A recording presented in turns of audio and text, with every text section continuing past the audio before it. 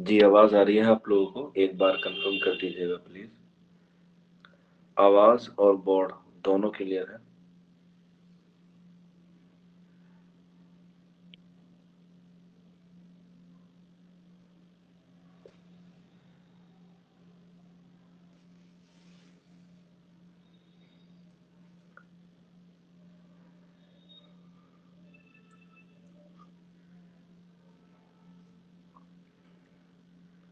जल्दी कंफर्म कीजिएगा प्लीज। आवाज और बोर्ड दोनों क्लियर है? उसके बाद हम लोग नई क्लास को जो है वो शुरू करेंगे। ठीक है, चलिए। तो हम लोगों ने अभी तक हिंद आर्याई की मुख्तसर तारीख को जो है वो क्या कर लिया था, कंप्लीट कर लिया था, जिसमें उर्दू के आगाज और इर्तिया के हवाले से और उसके मुतालिक नजरियात पे हमने रोशनी डाली थी, जो एग्जाम के हवाले से बहुत ही इम्पोर्टेंट है और एग्जाम में जो यहाँ से सवाल आते ही आते। ठीक, तो आज हम लोग एक नए सिन्फ को शुरू करेंगे जिसको हम लोग बात करते हैं कसीदे की। तो आज का जो हमारा टॉपिक है या जो आज की हमारी जो क्लास है वो मबनी है कसीदे में। ठीक है, सबसे पहला सवाल, कसीदा किस जबान का लफ्ज है? किस जबान का लफ्ज है? तो याद रखना, कसीदा अरबी जबान का लफ्ज है, जो एक लफ्ज है जिसका नाम है कसद। कसद से निकला है और इसके जो मायने होते हैं, लुग़वी मायने जो होते हैं वो होते हैं मगज़े गलीज के, मगज़े गलीज के, या मगज़े गलीज ऑप्शन में ना आए तो याद रख लेना इरादा करने के भी इसके जो है वो मायने आते हैं। ठीक, इरादा करना, इरादा करना। ठीक, तो ये दो लफ्ज हैं या दो मायने हैं अरबी जबान के। बिल्कुल, कसीदा अरबी जबान का लफ्ज है जिसके जो लफ्ज निकला है कसद से निकला है, इसके मायने होते हैं मगज़े गलीज के या इरादा करने के। अब इरादा किस चीज का किया जाता है? इरादा किया जाता है इसमें दो चीजों का। दो चीज कौन कौन सी हैं? पहली होती है हमारी मदह और दूसरी होती है हमारी हिजो। मदह कहते हैं तारीफ को, ठीक है, या अच्छाई को। ठीक, या तारीफ कहते, मदह कहते हैं तारीफ को या अच्छाई को। हिजो कहते हैं बुराई को। ठीक है, या उसके किसी बुरे काम के बारे में बयान करना। तो तारीफ यानी कि मदह और बुराई यानी कि हिजो, ये दो चीजें जो है वो इसमें क्या की जाती हैं, बयान की जाती हैं और हम जो है वो इसी का इरादा करते हैं। और इरादा जब हम करते हैं तो उसको करने के कई स्टेप होते हैं जिसे हम लोग कहते हैं उर्दू में इज्जाए तरकीबी। इज्जाए तरकीबी, तो उर्दू में जो कसीदा है या कसीदे के इज्जाए तरकीबी है, कसीदा है, कसीदे में जो इज्जाए तरकीबी है उनकी तादाद है 4। हालांकि आपको 5 भी मिलती हैं कहीं कहीं, लेकिन ऑप्शन में आपको 4 ही लगाना है। एग्जाम में आ जाए तो आपको 4 लगाना है। ठीक है, अब कौन कौन से वो 4 स्टेप हैं या वो कौन कौन सी 4 इज्जाए तरकीबी हैं उनके बारे में लिखेंगे। सबसे पहला आता है हमारा तशबीब। ठीक, तशबीब। तशबीब के बाद आता है गुरेज, गुरेज के बाद मदा और मदा के बाद आता है दुआ। ये 4 जो है वो क्या होते हैं, इज्जाए तरकीबी होते हैं। तशबीब, गुरेज, मदह और दुआ। तशबीब जो है वो पहला इज्जाए तरकीबी होती है, उसके बाद गुरेज होती है, उसके बाद मदह और दुआ। एग्जाम में अक्सर पूछा गया है कि इन चारों ऑप्शन में से यानी कि इन चारों इज्जाए तरकीबी में से तशबीब, गुरेज, मदह और दुआ में सबसे अहम इज्जाए तरकीबी क्या है या सबसे अहम इज्जाए तरकीबी कौन सा है?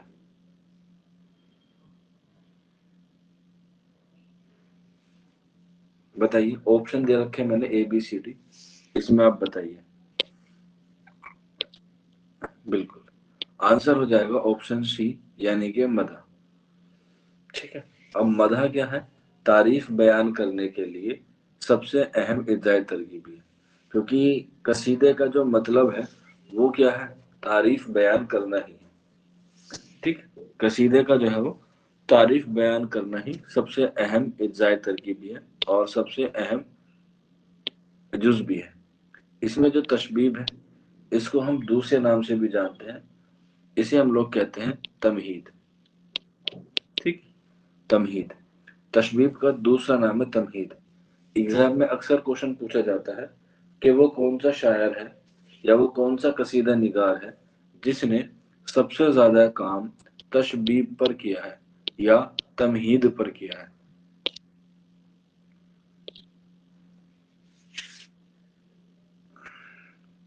वो उर्दू अदब में वो कौन सा शायर है या वो कौन सा कसीदा निगार है जिसने सबसे ज्यादा काम या सबसे अच्छी तशबीब लिखी है।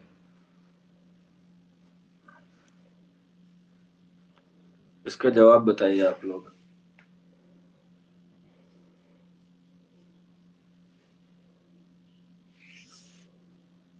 नहीं, सौदा नहीं है, ध्यान रखना। आंसर हो जाएगा असदुल्ला खान गालिब। गालिब ने अपने कसीदों में सबसे ज्यादा जो काम किया है वो तशबीब पर किया है। जो आप लोग बता रहे हैं सौदा, सौदा ने किया है मदह पर। सौदा ने सबसे अच्छी मदह लिखी है या सबसे अच्छी क्या लिखी है? हिजो लिखी है। तो गालिब ने कसीदे के इज्जाए तरकीबी में जो सबसे अच्छा काम किया है वो तशबीब पर किया है, क्योंकि कहा जाता है तशबीब के हवाले से कहा जाता है कि जिस कसीदे की जिस कसीदे की तशबीब जिस कसीदे की तशबीब जितनी अच्छी होगी जितनी अच्छी होगी वो कसीदा वो कसीदा उतना ही अच्छा माना जाता है,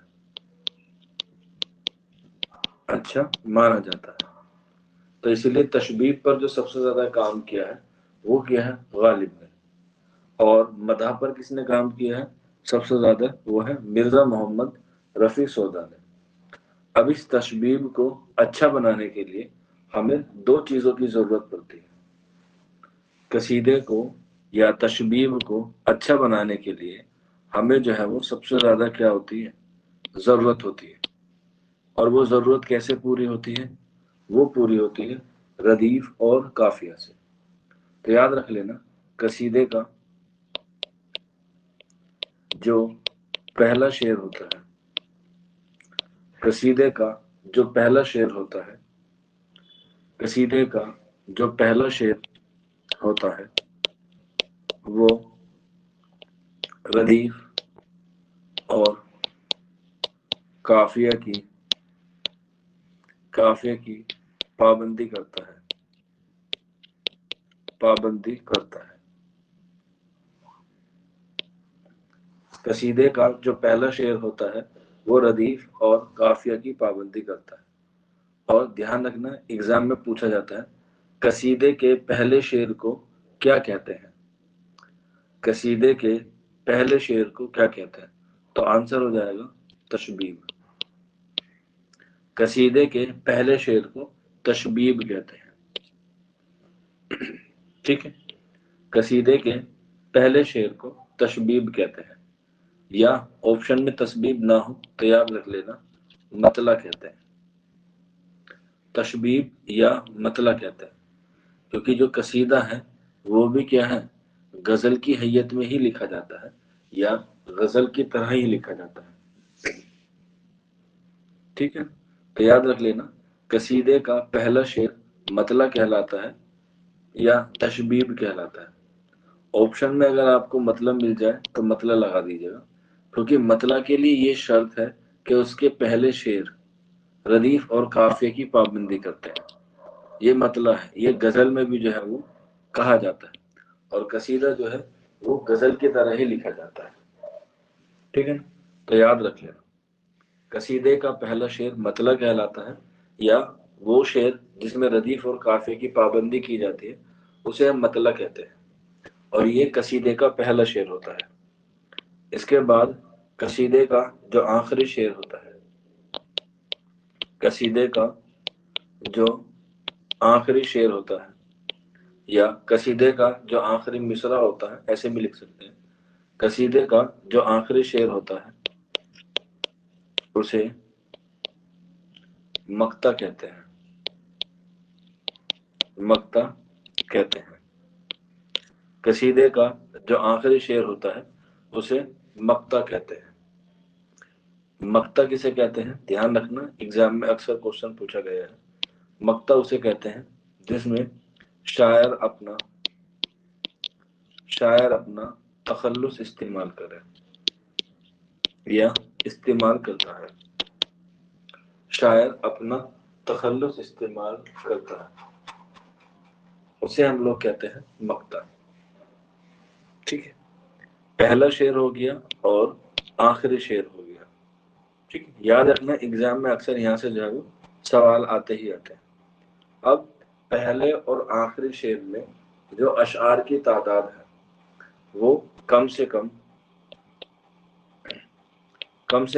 21 ہونی چاہیے، یعنی کہ قصیدہ جو ہونا چاہیے کم از کم 21 اشعار پر مبنی ہونا چاہیے، کم سے کم۔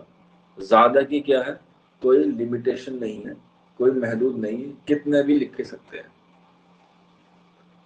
ٹھیک ہے، ہاں، قصیدے میں کم سے کم 21، یعنی کہ اگر کسی کی تعریف کرنی ہو تو آپ کو 21 اشعار جو ہے وہ کہنے پڑتے ہیں۔ اب تعریف کرنے کی بھی 2 اقسام ہیں، ٹھیک ہے، یا آپ لوگ کہہ سکتے ہیں قصیدے کی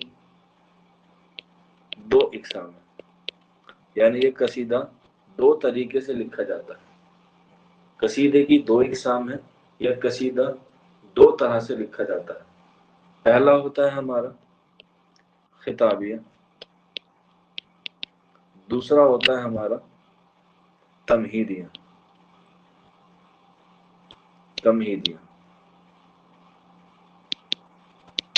ٹھیک، خطابیہ اور تمہیدیہ وہ اجزائے ترکیبی تھے قصیدے کے، یہ ہے ہماری اقسام۔ کوئی بچہ بتا سکتا ہے یہ جو اقسام ہے یہ کس کی جمع ہوتی ہے؟ اقسام جو ہوتی ہے وہ کس کی جمع ہوتی ہے؟ بالکل، اقسام جمع ہوتی ہے قسم کی۔ ویری گڈ، ایگزام میں آپ سے واحد اور جمع بھی ایگزام میں پوچھا جا سکتا ہے گرامر کے لحاظ سے۔ تو خطابیہ اور تمہیدیہ، تو خطابیہ کون سا ہوتا ہے اور تمہیدیہ کون سا ہوتا ہے، اس بارے میں ڈسکس کریں گے۔ پہلے بات کرتے ہیں خطابیہ کی۔ ٹھیک، تو خطابیہ وہ ہوتا ہے جس میں شاعر تمہید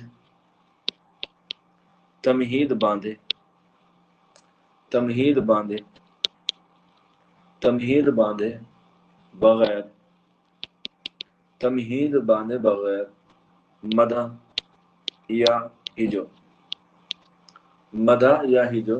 شروع کر دیتا ہے۔ جس میں شاعر تمہید باندھے بغیر مدح یا ہجو شروع کر دیتا ہے اسے ہم خطابیہ کہتے ہیں، یعنی کہ اس میں نہ کوئی تشبیب ہے نہ کوئی تمہید ہے، اسے ہم لوگ کہتے ہیں خطابیہ، سیدھا ڈائریکٹ خطاب کہہ دیتے ہیں۔ ٹھیک ہے،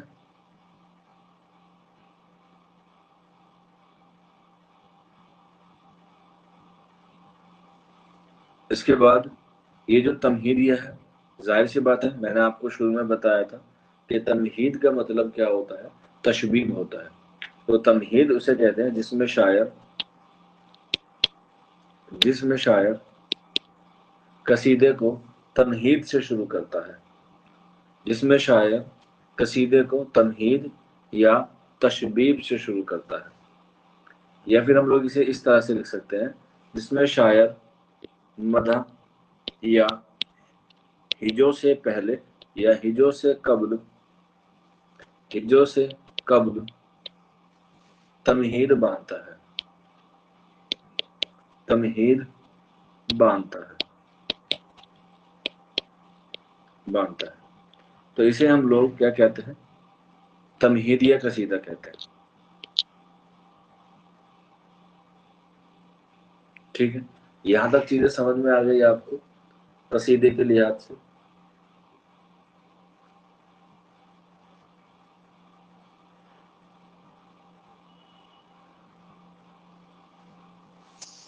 सभी बच्चे एक बार रिप्लाई करते हैं ताकि हम लोग आगे बढ़े क्लास में।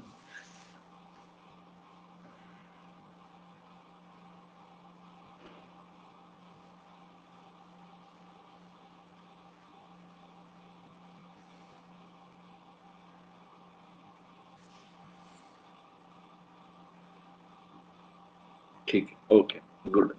तो ये हुआ, हमने कसीदे के फन के बारे में जो है वो हमने बात की। अब हम बात करते हैं कसीदे के आगाज के ताल्लुक से। कसीदे का आगाज, तो कसीदे का जो आगाज है वो कहाँ पर हुआ है? अरब में हुआ है। और अरब के ज़ेर असर ये कहाँ पे आया है? उर्दू में आया है। और उर्दू में भी कहाँ पर आया है? दक्कन में आया है। तो उर्दू का जो आगाज, उर्दू में जो कसीदे का आगाज है वो कहाँ पर हुआ है? दक्कन में हुआ। कसीदे का आगाज उर्दू अदब में कहाँ हुआ है? दक्कन में, यानी कि जिसे हम लोग कहते हैं जनूबी हिंदुस्तान में, जनूबी हिंदुस्तान में। तो मुझे बताइए जनूबी हिंदुस्तान की जबान कौन सी है? जनूबी हिंदुस्तान की जबान कौन सी है?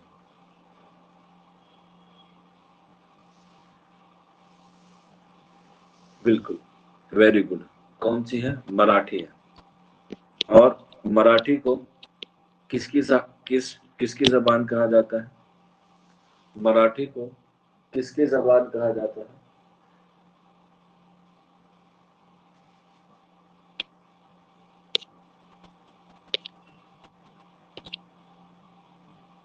बिल्कुल, संगीत की या मौसीकी की जबान कहा जाता है। वेरी गुड, शाबाश। तो दक्कन में जो है वो हमने क्या किया? उर्दू कसीदे का आगाज किया। जाहिर सी बात है आगाज करने वाला भी कोई ना कोई जरूर होगा, तो इसलिए उर्दू कसीदे का आगाज या उर्दू कसीदे का पहला कसीदा निगार या कसीदा गो कौन है? तो आंसर हो जाएगा मोहम्मद कुली कुतुब शाह। मोहम्मद कुली कुतुब शाह। कितने कसीदे लिखे हैं? 12 कसीदे लिखे हैं। उर्दू का पहला कसीदा गो कौन है? मोहम्मद कुली कुतुब शाह। ठीक, इसी क्वेश्चन को वो घुमा के पूछ सकता है आप लोगों से एग्जाम में। उर्दू का बाकायदा, उर्दू का बाकायदा पहला कसीदा निगार कौन है? ठीक है, दोनों क्वेश्चंस अलग अलग हैं, तो जाहिर सी बात है दोनों क्वेश्चंस के आंसर भी क्या होंगे? अलग अलग होंगे।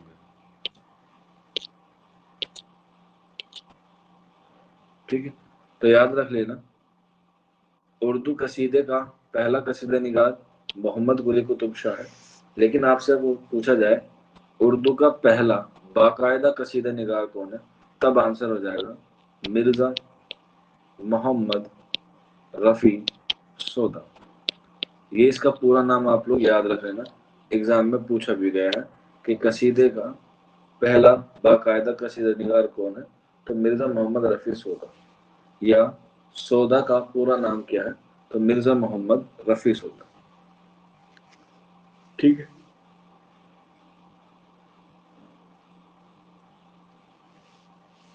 इसके अलावा यहीं पर एक क्वेश्चन और पूछ लिया जाता है कि उर्दू में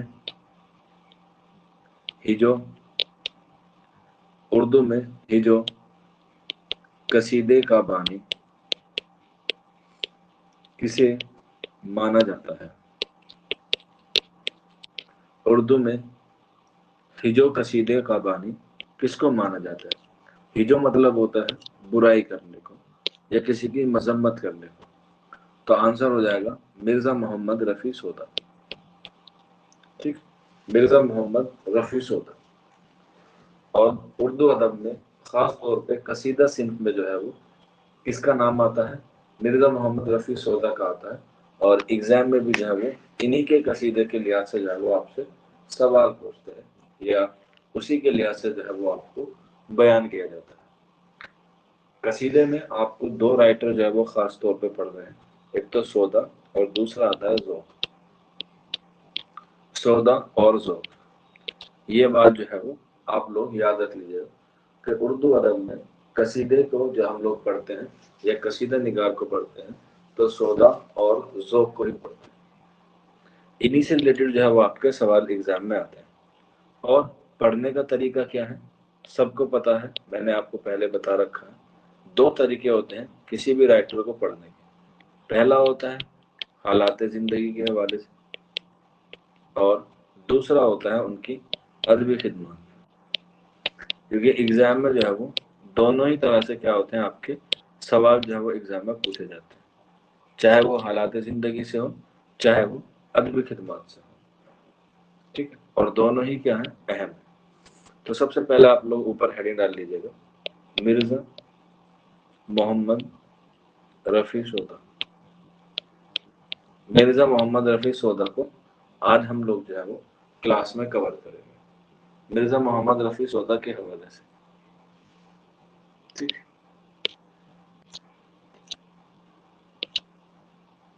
चलिए फिर शुरू करते हैं मिर्जा मोहम्मद रफी सोदा के हवाले से। इनका असल नाम है मिर्जा मोहम्मद रफी। इनकी पैदाइश या इनकी विलादत हुई है 1712 में या 1713 में। कहाँ पर हुई है? दिल्ली में हुई है। और वफात 1781 1781 लखनऊ में। 1781 लखनऊ में पैदाइश दिल्ली में हुई है और वफात लखनऊ में हुई है 1781 में। इनके वालिद का नाम एग्जाम में जो है वो अक्सर पूछा जाता है, मोहम्मद शफी। मोहम्मद शफी जो है वो क्या है, इनके वालिद मोहतरम का नाम है। और ये क्या काम करते थे? ये सौदागर थे। सौदागर का मतलब होता है ये व्यापारी थे। और इसी सौदागरी की निस्बत से ही मिर्जा मोहम्मद रफी सोदा ने अपना तखल्लुस रखा सौदा, यानी कि अपने वालिद के काम को ही इन्होंने क्या बना लिया, अपना तखल्लुस बना लिया। क्या बना लिया? तखल्लुस बना लिया। और ये तिजारत कहाँ किया करते थे? दिल्ली में किया करते थे। और यहाँ पर एक बात और याद रखेगा, एग्जाम में अक्सर पूछा जाता है कि इनकी जो वफात हुई लखनऊ में उसकी वजह क्या थी। तो याद रख लेना, उसकी वजह थी आम। इन्होंने जो है वो आम जो है वो कसरत से खाए, जिस वजह से इनकी हालत क्या हो गई, खराब हो गई और इनका जो है वो इंतकाल हो गया। इनका जो है वो इंतकाल हो गया आम खाने की वजह से। आपको पता है अब आम का सीजन आने वाला है, मतलब आ ही गया है ऑलमोस्ट। कोई बच्चा बता सकता है आप लोगों में से कि सबसे आला किस्म का आम कौन सा है?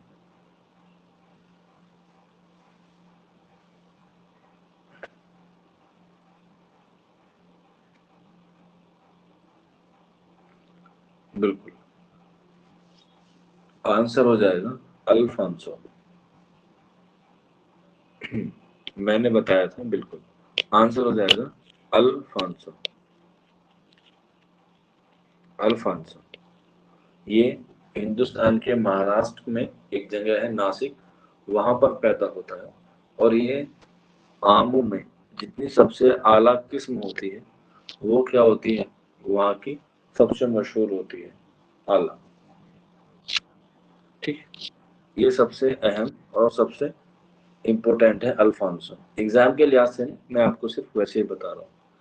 ठीक, लेकिन यहाँ पे एक बात और है, کہ کہاں کے آم زیادہ مشہور ہیں، یہ ہوا سب سے اعلیٰ درجے کا، لیکن سب سے مشہور آم کس جگہ کے ہیں؟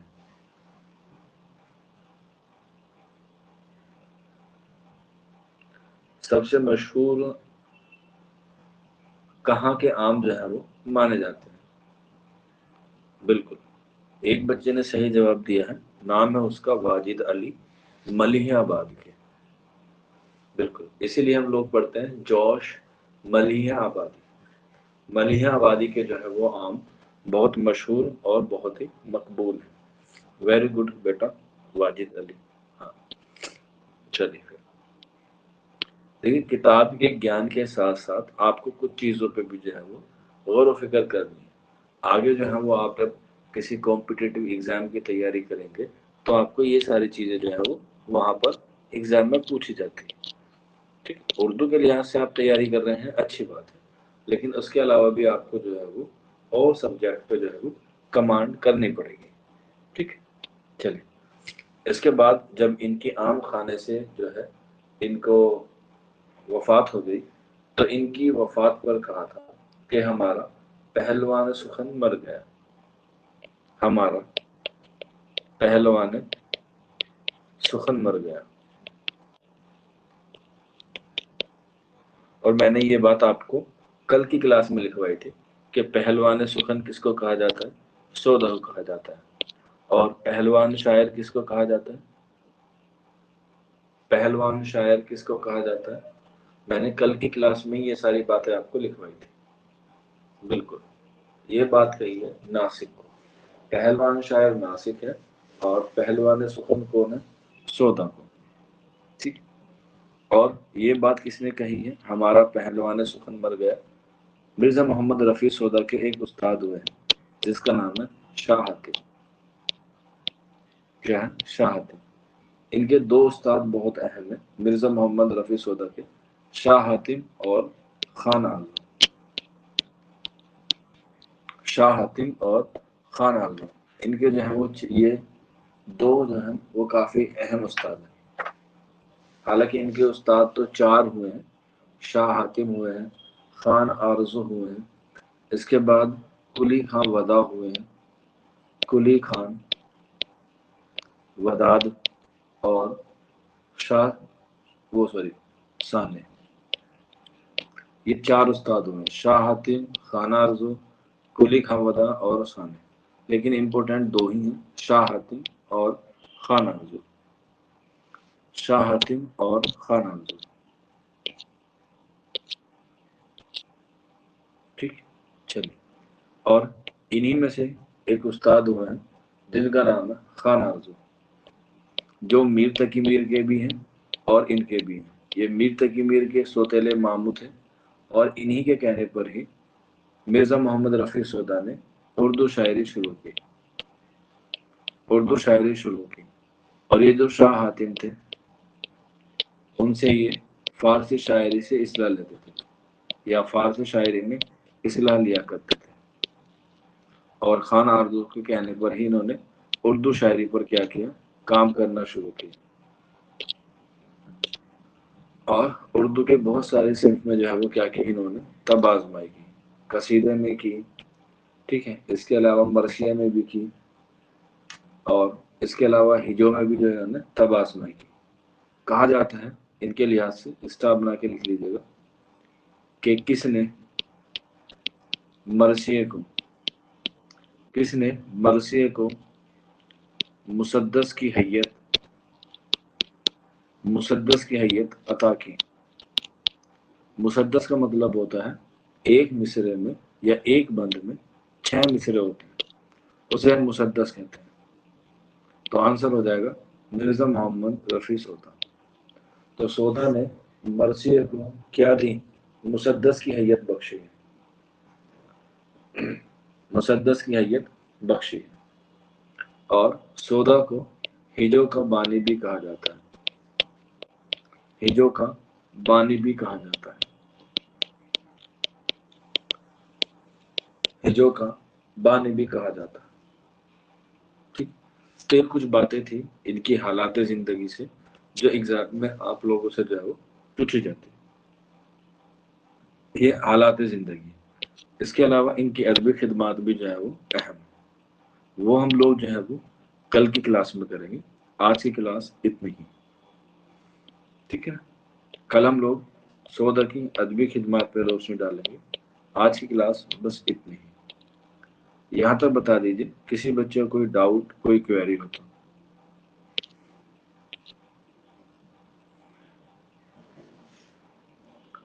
ایک بچہ کہہ رہا ہے سر ایک ڈاؤٹ ہے. ہاں بیٹا پوچھیں کیا ڈاؤٹ ہے. آپ کے ڈاؤٹ کلیئر کیے جائیں گے.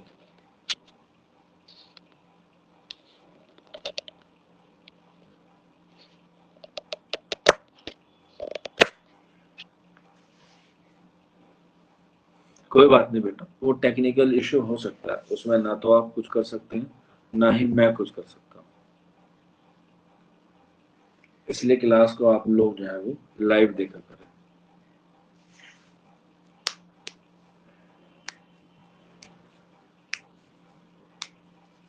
ٹھیک ہے چلے. آج کی کلاس اتنی ہی ہے. کل ملتے ہیں آپ لوگوں سے سیم ٹائم.